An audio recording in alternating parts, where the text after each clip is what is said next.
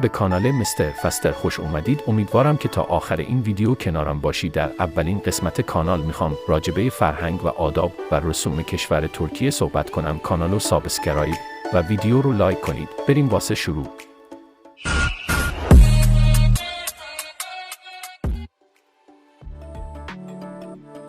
ترکیه کشوری کوهستانی و پرباران و به شکل یک مستطیل است که از سمت شرق و غرب امتداد یافته و با قرار گرفتن در یکی از حساس‌ترین و بهترین مناطق دنیا، موقعیت جغرافیایی عالی و بسیار خوبی را از آن خود کرده است و گذرگاه جنوب غرب آسیا و اروپا محسوب می شود. این کشور زیبا از آب و هوای بسیار خوب و جلگه‌ای برخوردار است و مکانهای جالب و دیدنی بسیاری نیز دارد. به دلیل همین سالانه تعداد زیادی مسافر از سراسر دنیا به آنجا سفر می کنند. ترکیه کشوری اوراسیایی است که بخش بزرگ کشور در جنوب غربی آسیا و خاورمیانه قرار دارد و جاذبه‌های توریستی بسیاری دارد.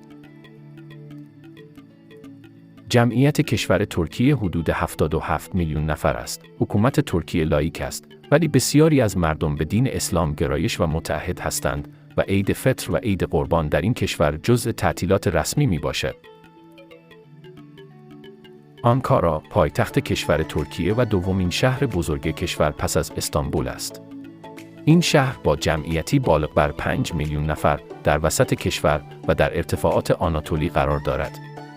آنکارا دارای آب و هوایی سرد قاره‌ای با زمستان‌های سرد و تابستان‌های گرم و خشک است. آنکارا در سال 1923 به عنوان پایتخت تازه تأسیس جمهوری ترکیه انتخاب شد. در طول دوره پادشاهی عثمانی، آنکارا یکی از شهرهای دورافتاده بود، اما با تأسیس جمهوری ترکیه، این شهر به عنوان پایتخت انتخاب شد. آنکارا یک شهر صنعتی و بازرگانی مهم است. شهر بازارهای بزرگی دارد و محل ساخت ماشین‌ها، مواد غذایی، پوشاک و صنایع دستی است. همچنین آنکارا مرکزی برای بانک‌ها، شرکت‌های بزرگ و سازمان‌های دولتی است. از دیگر جاذبه‌های گردشگری آنکارا می‌توان به قلعه آنکارا، موزه حفاظت حیوانات آنکارا، موزه حفاظت تاریخی آنکارا و باغ شهر را نام برد. همچنین آنکارا دارای فرودگاه بین‌المللی است که به شهرهای دیگر ترکیه و جهان وصل شده است. زبان مردم ترکیه غالب و رسمی ترکی استانبولی با حروف الفبای لاتین می باشد و زبانهای عربی و گویش‌های قومی به صورت غیررسمی مورد استفاده مردم ترکیه قرار می گیرد. همچنین در گذشته نامه‌های این مردم با خط عربی عثمانی نوشته می شد و زبان نوشتاری این مردم از زمان تشکیل جمهوری ترکیه توسط آتاتورک در سال 1300 هجری شمسی با خط لاتین نوشته می شود.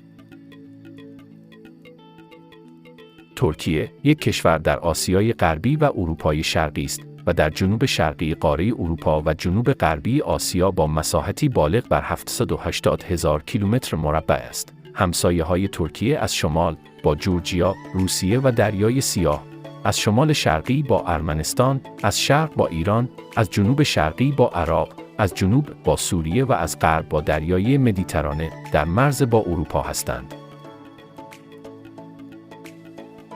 طبق آخرین آماری که منتشر شده است، 98% دین ترکیه را مسلمانان و 2% مابقی آن را مسیحیان و کلیمیان و دیگر ادیان موجود در جهان تشکیل می‌دهند و مسلمانان ترکیه اکثر تابع مذهب تسنن هستند که از میان آنها حنفی‌ها که عموماً در مرکز و غرب کشور ترکیه سکونت دارند، بزرگترین گروه مذهبی این کشور به شمار می‌روند و از زمان امپراتوری عثمانی تا به امروز، ادیان مختلف ترکیه در صلح و آرامش در کنار همدیگر به راحتی زندگی کردند و وجود 236 کلیسا در کنار مساجد متعدد این کشور نشان دهنده احترام به ادیان مختلف در این کشور می باشد که این خود جای تأمل دارد و جالب است بدونید که نخستین قانون اساسی جمهوری ترکیه که در سال 1924 میلادی تصویب شده است، دین رسمی جامعه را اسلام اعلام نموده است.